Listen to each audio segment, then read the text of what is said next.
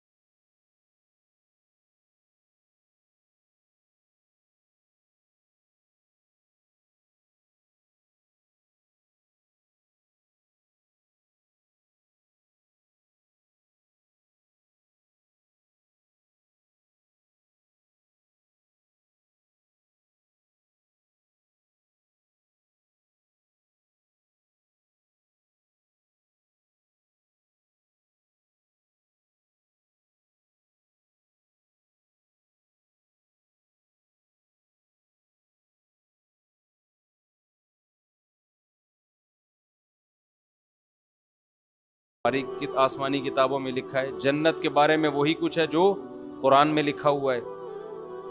جتنے تاریخی واقعات قرآن بیان کرتا ہے، قوم عاد کے، قوم سمود کے، قوم نوح کے، اور فرعون کے، یوسف علیہ السلام کے، یہ سارے واقعات ان کی کتابوں میں بھی ہیں. اور وہ نام بھی آپ کو ملیں گے. آپ نے انگریزوں میں دیکھا ہوگا ڈیوڈ، جوزف اور جیکب. یعقوب علیہ السلام کو کیا کہتے ہیں یہ لوگ؟ جیکب. اور سولمن اور اس طرح کے نام جو ہے نا، کنگ سولمن. لیکن ہندوؤں میں آپ کو، سکھوں میں آپ کو ایسے نام نہیں ملیں گے. تو ہونا یہ چاہیے تھا کہ یہود اور عیسائی اسلام کے سب سے قریب ہوتے ہیں، لیکن قرآن نے کہا ان میں یہودی سب سے بڑے دشمن ہیں مشرکین کے ساتھ. وجہ کیا ہے؟ وجہ ہے یہودیوں کی جیلسی، کیونکہ اللہ تعالیٰ نے اہل یہود کو نوازا بہت تھا. کل جو ہم نے سورت پڑھی تھی اس میں موسیٰ علیہ السلام نے ذکر کیا، اذ جعل فیکم انبیاء وجعلکم ملوکا. اے میری قوم، اللہ کی اس نعمت کو یاد کرو، اس نے تمہارے اندر پیغمبر پیدا کیے اور تمہیں زمین میں بادشاہ بنایا. ملوک، بادشاہ بھی تمہیں میں ہوا کرتے تھے. وآتاکم ما لم یؤتی احدا من العالمین. تمہیں وہ کچھ دیا جو جہان میں کسی اور کو نہیں دیا. علم بھی ان کے پاس، دین کا علم بھی، دنیا کا علم بھی. لیکن انہوں نے، ان کے اندر ایک تکبر پیدا ہو گیا. یہ کہنے لگے کہ قوم پرستی پیدا ہو گئی. یہ سمجھنے لگے کہ ہمیں جو اللہ نے اتنا نوازا ہے ہماری قومیت کی بیس پہ، حالانکہ اللہ نے نوازا تھا عمل کی بیس پہ. عمل چھوٹ گیا. اب یہ دعوے کہ ہم چونکہ یہود ہیں ہم جنت میں جائیں گے، ہم تو اللہ کے معاذ اللہ بیٹوں کی طرح ہیں. قرآن نے کہا کہ یہ تمہارے دعوے تمہارے خود ساختہ ہیں. تم نے پیغمبروں کا انکار کیا، پیغمبروں کو قتل کیا، خاص طور پر عیسیٰ ابن مریم کے ساتھ جو کچھ تم نے کیا. پھر تم نے محمد صلی اللہ علیہ وسلم کا انکار کیا.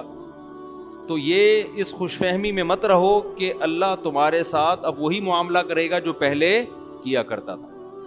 تو ان کو جیلسی ہوئی کہ ایک امی پیغمبر جو نہ لکھنا جانتے ہیں نہ پڑھنا جانتے ہیں، وہ قوم جو جاہل قوم تھی، عرب تو جاہل لوگ تھے، ان کو ہم اپنا باپ کیسے بنا لیں؟ سمجھ رہے ہیں؟ ان کو ہم اپنا امام کیسے بنا لیں؟ کل تک تو وہ ہم سے پوچھا کرتے تھے. اس حسد کی آگ میں بھڑکنے کی وجہ سے انہوں نے اسلام دشمنی میں سب سے زیادہ پہل کی ہے. تبھی آج دیکھیں نا کہ فلسطین پر قبضے کا دعویٰ اور حقدار عیسائی اپنے آپ کو نہیں کہتے، حالانکہ عیسائیوں کی بھی حکومتیں رہی ہیں. حضرت عیسیٰ علیہ السلام، حضرت مریم، یہ پوری تاریخ بیت المقدس کی وابستہ ہے عیسائیوں کے ساتھ. لیکن کوشش میں کون لگا ہوا ہے؟ یہودی. وجہ کیا ہے؟ وہ کہتے ہیں ہماری وہی خلافت جو پہلے تھی دنیا میں، اور بیت المقدس کے ذریعے ہم یہ مرکز تھا پوری دنیا کا، تو یہ بیت اللہ کیوں مرکز بن گیا، مکہ مکرمہ کیوں مرکز بن گیا، ساری دنیا وہاں کیوں جاتی ہے، یہاں کیوں نہیں آتی؟ سمجھ رہے ہیں کہ نہیں سمجھ رہے ہیں؟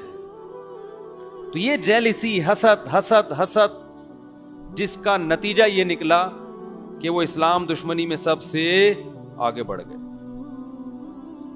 اور قرآن کہتا ہے وَلَا تَجِدَنَّ أَقْرَبَهُمْ مَوَدَّةً لِلَّذِينَ آمَنُوا الَّذِينَ قَالُوا إِنَّا نَصَارَى. اس کے برعکس جو عیسائی ہیں وہ دوسرے مذاہب کی نسبت اسلام سے سب سے زیادہ قریب ہے. وجہ کیا ہے؟ وجہ ان کے مذہب کی کچھ ایسی تعلیمات ہیں، ان تعلیمات نے ان کو ان برائیوں سے روکا ہے جو برائیاں یہود میں تھیں. بعض دفعہ مذہب میں کچھ ایسی چیزیں ہوتی ہیں کہ مذہب ان چیزوں کو بہت ہائی لائٹ کرتا ہے، تو اس سے کچھ خیر کی چیزیں آپ کے اندر رہ جاتی ہیں، غلط ہو کے بھی رہ جاتی ہیں. وہ چیزیں کیا ہیں؟ بِأَنَّ مِنْهُمْ قِسِّيسِينَ وَرُهْبَانًا. عیسائیوں نے نا ایک چیز خود سے ایجاد کی تھی اپنے مذہب میں، رہبانیت، دنیا سے بے رغبتی. جو جتنا زیادہ دنیا سے دور بھاگے گا اتنا ہی نیک ہوگا. اب یہ ابتدعوہا، قرآن کہتا ہے خود گھڑا انہوں نے یہ فلسفہ، غلط تھا، لیکن بہرحال اس کا ایک فائدہ یہ ہوا کہ جب انسان کے دل میں دنیا کی لالچ ختم ہو جاتی ہے تو اس کے لیے حق کو قبول کرنا آسان ہو جاتا ہے، کیونکہ وہ ذہنی طور پر اس کے لیے تیار ہے پہلے سے. ہمارے والد صاحب ایک واقعہ بیان کرتے تھے کہ ہندوستان میں ایک پنڈت تھا، یا کوئی ہندوؤں کا کوئی بڑا تھا، وہ عجیب عجیب کمالات دکھاتا تھا نا، شعبدے، یہ کر دیا، یوں کر دیا، ایسے میز کو اوپر اٹھا لیا، ہوتے نا شعبدے. مسمرزم کا بڑا وہ ہیپناٹائز ہوتا ہے، ایک مسمرزم ہوتا ہے، دماغ پہ قبضہ کر لیتے ہیں. تو ایک بزرگ گئے اس کے پاس اور ان سے بولا کہ یار یہ تیرے اندر یہ کمال کیسے پیدا ہوا ہے؟ تو چیزوں پہ توجہ مرکوز کرتا ہے، وہ چیز اٹھا لیتا ہے، ٹھیک ہے نا. تو اس نے کہا کہ میں نے نا زندگی بھر اس کی کوشش کی ہے کہ اپنی خواہشات کے میں اگینسٹ چلاؤں، ہمیشہ میرا جو دل چاہتا ہے میں اس کے خلاف کرتا ہوں. کہ قوت ارادی مضبوط ہو جاتی ہے نا اس سے، جو میرا دل چاہے گا میں اس کے خلاف کروں، اس سے انسان کی قوت ارادی مضبوط ہوتی ہے. تو اس کا مجھے یہ فائدہ ہوا ہے کہ اس طرح جب میں کسی چیز پہ توجہ ڈالتا ہوں تو میرے ارادے کے ذریعے نا اس پہ کوئی ریز نکلتی ہوں گی. اب سائنٹیفک اس کی کیا حقیقت ہے تو اللہ ہی جانے. تو یہ میرے اندر ایک کمال پیدا ہو گیا، میں اپنی توجہ کے ذریعے ایسے چیزوں کو ہلا دیتا ہوں. ان بزرگ نے کہا اچھا تو یہ بات بتا، تو نے ہمیشہ اپنی خواہشات کی مخالفت کی؟ اس نے کہا ہاں. اس نے کہا تیرا دل چاہتا ہے اسلام قبول کرنے کا؟ اس نے کہا نہیں. انہوں نے کہا مخالفت کر رہا ہوں اپنی خواہش کی. ٹھیک ہے.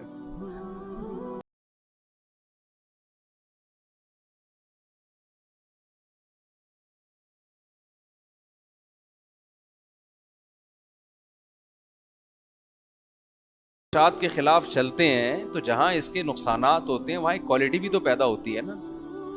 اسلام آپ کو خواہ میں اپنی خواہشات کے خلاف چلنے کے لیے نہیں کہتا. اسلام کہتا ہے ناجائز خواہشات چھوڑ دو، جائز کو پورا کرو. لیکن خواہشات کے اگینسٹ چلنے سے بہرحال ایک آپ کے اندر کمال پیدا ہوتا ہے، آپ کی قوت ارادی مضبوط ہوتی ہے. جو اپنے خواہشات کے غلام بنے ہوئے ہوتے ہیں ان سے دنیا میں کوئی بھی کام، ان سے 20 رکعت تراویح نہیں پڑھی جاتی، وہ گن رہے ہوتے ہیں ہر 2 رکعت، یار ہوگا کیا، کتنا ٹائم اور لگے گا. تو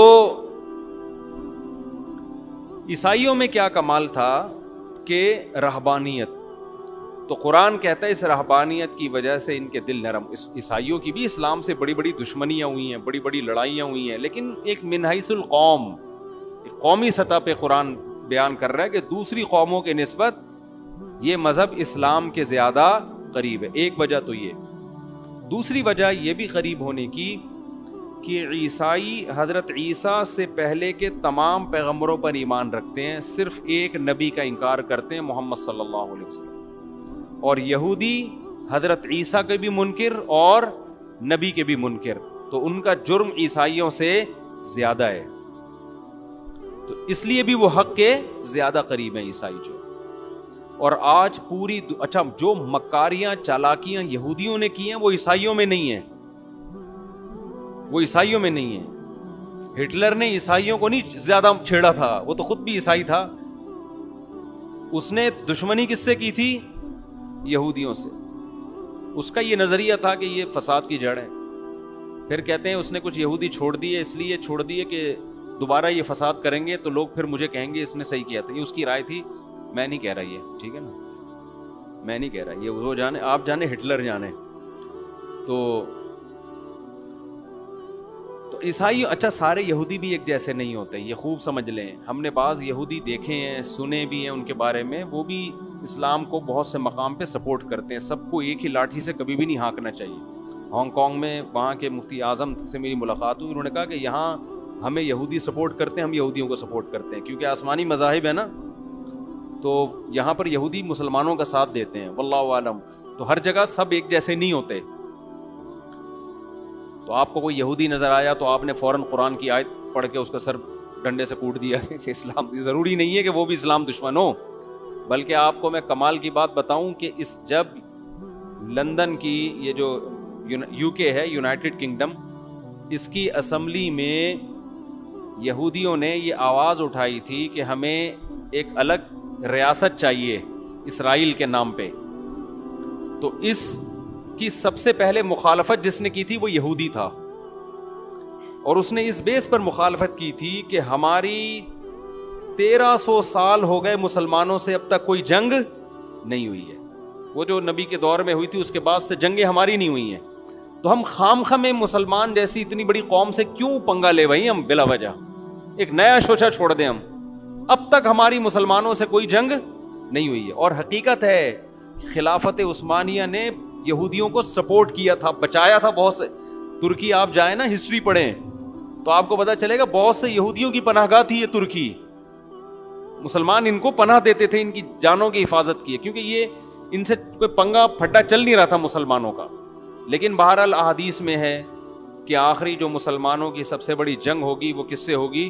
یہودیوں سے ہوگی۔ تو وہ پیشگوئی نبی کی پوری ہونی تھی، تو وہ اسرائیل کے نام پہ ایک شوشہ چھوڑ دیا، پھر جو فلسطینیوں پہ ظلم ہوا وغیرہ وغیرہ جو کچھ ہو رہا ہے۔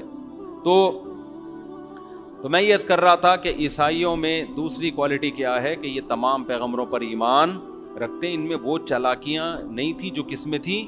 یہود میں۔ یہی وجہ ہے کہ دنیا میں جو سب سے زیادہ مذہب قبول کرنے والی قوم ہے نا اسلام، وہ عیسائی ہیں۔ میں نے بھی اس کا مشاہدہ کیا ہے، سب سے زیادہ عیسائی لوگ ہیں جو اسلام کو قبول کرتے ہیں، ان میں یہ ریشو دوسرے مذاہب کی نسبت سب سے زیادہ ہے۔ امریکہ میں تو آئے دن لوگ مسلمان ہو رہے ہیں، لندن میں بھی، ہمارے اتنی بڑی بڑی داڑیاں رکھتے ہیں وہ انگریز، بہت بہت زیادہ ہے اس میں۔ آگے اللہ نے فرمایا وَإِذَا سَمِعُوا مَا أُنزِلَ إِلَى الرَّسُولِ تَرَىٰ أَعْيُنَهُمْ تَفِيضُ مِنَ الدَّمْعِ، یہ اہل کتاب جو عیسائی ہیں، جب ان پر اللہ کی آیات تلاوت کی جاتی ہیں تو اے مخاطب تو ان کو دیکھے گا ان کی آنکھیں بہنا شروع کر دیتی ہیں۔ وجہ کیا ہے کہ یہ تورات پڑھ پڑھ کے نا یہ اللہ کے کلام سے مانوس ہو چکے ہوتے ہیں۔ جنہوں نے آسمانی کتابیں پڑھی ہیں نا، تورات اور انجیل، انہیں اللہ کے کلام سے کچھ نہ کچھ مناسبت پیدا ہوتی ہے۔ تو عیسائیوں میں جو پادری ہیں، جو حق پرست ہیں، جب وہ کلام اللہ سنتے ہیں تو قرآن کہہ رہا ہے کہ ان کی آنکھیں بہنا شروع کر دیتی ہیں، اور ان کو یقین ہو جاتا ہے کہ یہ وہی کلام ہے، بالکل اسی طرز کا کلام ہے جو اللہ نے موسیٰ کلیم اللہ اور عیسیٰ روح اللہ پہ نازل کیا۔ ڈاکٹر حمید اللہ صدیقی کے نام سے ایک بہت بڑے اسکالر گزرے ہیں، خطبات بہاولپور جن کی مشہور کتاب ہے۔ صدیقی ہیں یا نہیں؟ ڈاکٹر حمید اللہ صدیقی، شاید میں نے خود لگا دیا، ڈاکٹر حمید اللہ بہت بڑے اسکالر، حیدرآباد دکن کے تھے وہ۔ ان کی بڑی ریسرچ تھی کتابوں پہ، نایاب نسخوں پہ، تو ان کی تورات انجیل پر بھی بڑی ریسرچ، قرآن پر تو تھی۔ وہ یہ کہا کرتے تھے کہ آپ تورات کا، یعنی جو موجودہ عہد قدیم اور عہد جدید ہے، اس کا اور قرآن کا مطالبہ کریں نا تو آپ کو ان کا انداز بیان سیم ملے گا۔ یہ خود اس کی علامت ہے کہ یہ ایک ہی ذات سے نکلے ہوئے کلام ہے، یعنی اتنی تحریفات کے باوجود بھی جو آیتوں کا انداز ہے اور کلام کا جو طرز ہے وہ بالکل سیم ہے۔ وہ بالکل سیم ہے. یہی وجہ ہے کہ نجاشی کے سامنے، نجاشی عیسائی بادشاہ تھا، جب حضرت جعفر طیار رضی اللہ تعالی عنہ نے نجاشی بادشاہ کے سامنے سورہ مریم کی تلاوت کی ہے. سورہ مریم سے یاد آیا، لوگ اکثر مجھ سے پوچھتے ہیں آپ کی تلاوت، آپ تلاوت اپلوڈ کریں. ہماری تلاوت یوٹیوب پہ تراویح کی اپلوڈ ہوئی ہوئی ہے، آپ لکھیں گے نا مفتی طارق مسعود ریسائٹنگ آ جائے گی، وہ بار بار نہ کریں، کہیں ایک ہی بات، اپلوڈ ہوئی ہوئی ہے، سن لیں. سورہ قصص بھی ہے، سورہ مریم بھی ہے. تو جس نے سننی ہے، نہیں سننی تو بڑے بڑے قاری ایک سے ایک پڑے ہوئے ہیں یوٹیوب پہ تو بھائی. تو حضرت جعفر طیار رضی اللہ تعالی عنہ نے جب سورہ مریم کی تلاوت شروع کی ہے تو نجاشی اور اس کے گرد جتنے پادری بیٹھے ہوئے تھے سب کی داڑیاں رو رو کے تر ہو گئی تھی. تو نجاشی نے اس موقع پہ کیا کہا تھا کہ اللہ کی قسم یہ وہی اسی جیسا کلام ہے جو اللہ نے عیسیٰ ابن مریم پہ نازل کیا. اسی کا قرآن تذکرہ کر رہا ہے، وَإِذَا سَمِعُوا مَا أُنزِلَ إِلَى الرَّسُولِ تَرَىٰ أَعْيُنَهُمْ تَفِيضُ مِنَ الدَّمْعِ. جب یہ رسول پہ جو کلام نازل ہوا یہ سنتے ہیں، اے مخاطب تو دیکھے گا ان کی آنکھیں آنسوؤں سے بہنا شروع کر دی. یہ بھی بلاغت ہے قرآن کی. یہ نہیں کہا کہ آنکھوں سے آنسو بہیں گے، آنسوؤں میں آنکھیں بہنا شروع کر دیں گی. یہ بلاغت ہے. اتنا روتے ہیں، اتنا روتے ہیں جیسے آنکھیں بہتی چلی جا رہی ہیں. تو بہت ایسے واقعات ہیں قرآن پڑھ کے رونے کے. غیر مسلموں نے سنا، حضرت عمر نے سنا، کیسا دل پگھل گیا ان کا. نجاشی نے سنا، اس کے پادریوں نے سنا. آپ کہہ سکتے ہیں مدینہ کے جو لوگ تھے وہ کیوں نہیں روتے تھے، جو دشمن تھے. یاد رکھیں جب آپ کے دل میں کسی کا بغض پیدا ہو جائے نا، ایک دفعہ کینہ پیدا ہو جائے، پھر آپ دلائل کو سائڈ پہ رکھ دیتے ہیں، پھر آپ ہمیشہ اس کے خلاف کوشش میں لگے رہتے ہیں. آج جو مسلکی اختلافات ہیں نا، 8 رکعت تراویح، 20 رکعت تراویح، رفع الیدین، ٹانگیں چوڑی ٹانگیں پتلی، ان کا بھی مسئلہ سارا یہی ہے. نام ہم سب قرآن و حدیث کا لگاتے ہیں، لیکن سب کا مطلب اپنی ٹھڑک پوری کرنا ہوتا ہے کہ اپنے مسلک کی ٹانگ کو اونچا رکھو، دوسرے مسلک کو، ورنہ پتا ہوتا ہے کہ یار دلیل ادھر بھی ہے اور ادھر بھی ہے، لیکن اپنی والی دلیل کو دلیل کہنا ہے، دوسرے والی کو کہنا ہے 100% غلط. یہ ٹھڑک چل رہی ہے آج کل مارکیٹ میں. لیبل کیا لگایا جا رہا ہے؟ قرآن و حدیث کا. سمجھ رہے ہو نا، لیبل قرآن و حدیث کا. کیونکہ ہمیں تو صبح و شام تجربہ ہوتا ہے. جب آپ دلائل دینا شروع کرتے ہو تو نہیں یہ ضعیف ہے، یہ یوں ہے تو یہ یوں ہے، خام خواہ کے فتوے ٹھوکنا شروع. اور کمال کی بات یہ کام وہ لوگ زیادہ کر رہے ہوتے ہیں جو خود کو مسلک پرست نہیں کہتے ہیں. وہ لوگ یہ زیادہ کر رہے ہوتے ہیں جو کہتے ہیں ہمارا کوئی مسلک نہیں ہے. اس سے پتہ چلتا ہے آپ کا تو ایسا مسلک ہے کہ آپ اس کے علاوہ سب کو جہنمی سمجھتے ہو. ایک چھوٹی سی بات کر کے آگے چلتا ہوں. آپ نے بہت سے لوگ دیکھے ہوں گے جو کہتے ہیں ہم شخصیت پرست نہیں ہیں، ہم کسی شخصیت کو نہیں مانتے. 99.9% میں نے ایسے لوگوں کو ایسا شخصیت پرست دیکھا ہے کہ آپ کسی صحابی کو برا بلا کہہ دو ان کو غصہ نہیں آئے گا، ان کے باپ کو آپ ذرا سا برا بلا کہہ کے دیکھو ان کے منہ سے جھاگ نکلنا شروع ہو جاتا ہے غصے میں. ٹھیک ہے نا. یہ کہتے ہیں کہ حضرت معاویہ پہ بھی اعتراض ہو سکتا ہے، حضرت ابو سفیان پہ بھی ہو سکتا ہے، بڑے بڑے صحابہ حضرت عثمان پہ بھی ہو سکتا ہے، لیکن ہمارے باپ پہ اعتراض نہیں ہو سکتا. سمجھ رہے ہیں؟ ہمارے باپ کے بارے میں اگر کسی نے بتا دیا نا، روحانی باپ بتا دیا نا کسی نے کہ یہ محترم نے غلطی کی ہے اور یہ 100% غلطی ہے، تو یہ ایسا جھاگ ان کے منہ سے نکلتا ہے نا غصے میں. ان کے کمنٹ سے پتا چلتا ہے کہ یہ لوگ حضرت معاویہ پہ طنز برداشت کر لیں گے، یہ حضرت ابو سفیان پہ، حضرت عثمان پہ، بڑے بڑے صحابہ پہ، لیکن جب ان کے کسی پیر و مرشد کو آپ ذرا چھیڑ کے تو دیکھیں تو ان کے منہ سے کیا جھاگ نکلتا ہے اور کیا غضبناک ہوتے ہیں. ان کے خلاف یہ ایک حرف سننا پسند نہیں کرتے. ہمارے حضرت نے ایک دور میں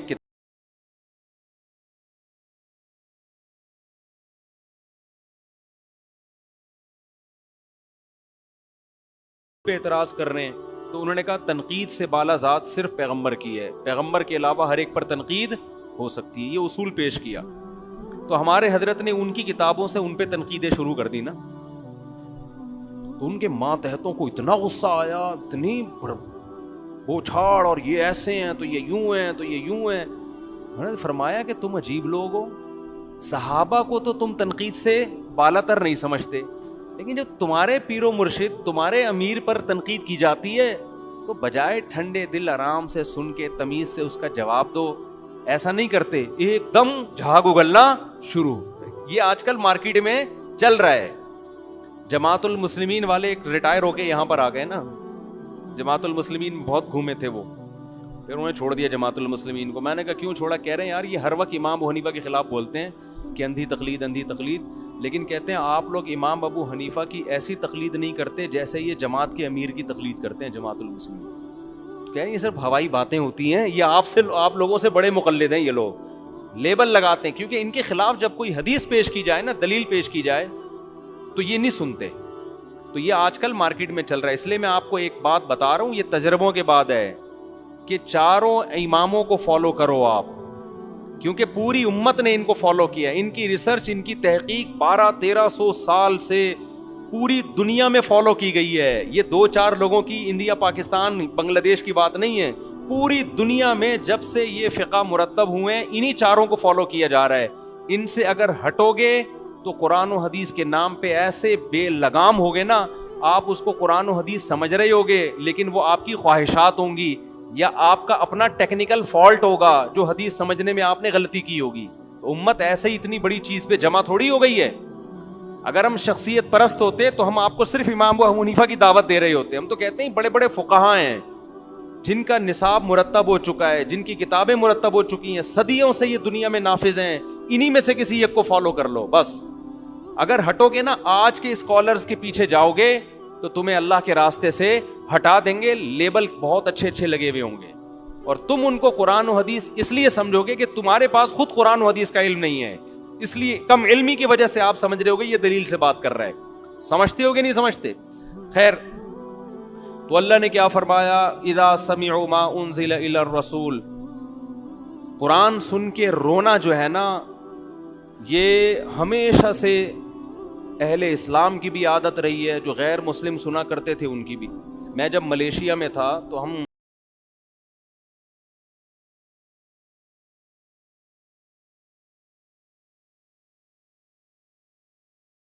پڑھنا میں گیا انٹرویو لینے کے لیے ان سے. میں نے پوچھا کیا ہے, کیا کر رہے ہیں؟ انہوں نے کہا یہ سورہ رحمان پڑھ کے ہم پہ دم کر رہے ہیں, کوئی مولوی صاحب. میں نے کہا آپ کا مذہب کیا ہے؟ انہوں نے کہا ہم عیسائی ہیں. تو میں نے کہا آپ تو عیسائی ہیں تو سورہ رحمان کا دم کیوں کروا رہے ہیں؟ انہوں نے کہا ہم جب قرآن کا دم اپنے اوپر کرواتے ہیں نا کسی بھی مولوی صاحب سے یا کہیں سے بھی, قرآن کی آیتیں, تو ہمیں سکون ملتا ہے اس سے. تو یہ قرآن کے مزاج میں یہ چیز داخل ہے, قرآن کی روح میں یہ چیز داخل ہے کہ اس کی تلاوت انسان کے دلوں کو سکون دیتی ہے. آج تو لوگ سمجھتے نہیں ہیں نا کیا پڑھا جا رہا ہے, اس لیے اثر ہی نہیں ہوتا. تو قرآن کو سمجھنے کی کوشش کرنی چاہیے. صحابہ کے ایسے واقعات ہیں, حضرت عمر رضی اللہ تعالیٰ عنہ فجر کی نماز میں جب تلاوت کرتے اتنا روتے, بعض دفعہ کہتے ہیں رو رو کے گر جایا کرتے تھے, بیمار ہو جایا کرتے تھے. حضرت عکرمہ رحمہ اللہ تعالیٰ جو حضرت عبداللہ بن عباس کے شاگرد ہیں, قرآن کی تلاوت سے پہلے اس کو آنکھوں سے لگاتے اور کہتے ھذا کلام ربی ھذا عہد و منشور ربی, یہ میرے رب کا کلام ہے, یہ معمولی کتاب نہیں ہے, اور یہ میرے رب کا عہد نامہ ہے, منشور ہے, میرے رب نے اس میں قوانین بیان کی ہیں, منشور ہے یہ, میرے رب نے اس کتاب میں مجھ سے کچھ معاہدے کیے ہیں. تو یہ اتنی عظیم کتاب ہے جس میں میرا رب مجھ سے کہہ رہا ہے تم اپنی ذمہ داری پوری کرو, یہ کرو, اور میں اس کے بدلے میں تمہیں یہ دوں گا. تو اتنی عظیم کتاب ہے, پھر اس کو آنکھوں سے لگاتے, اس کا بوسہ لیتے اور پھر رونا شروع کر دیا کرتے تھے. تو ہمارے اسلاف نے اس کی بڑی قدر کی ہے.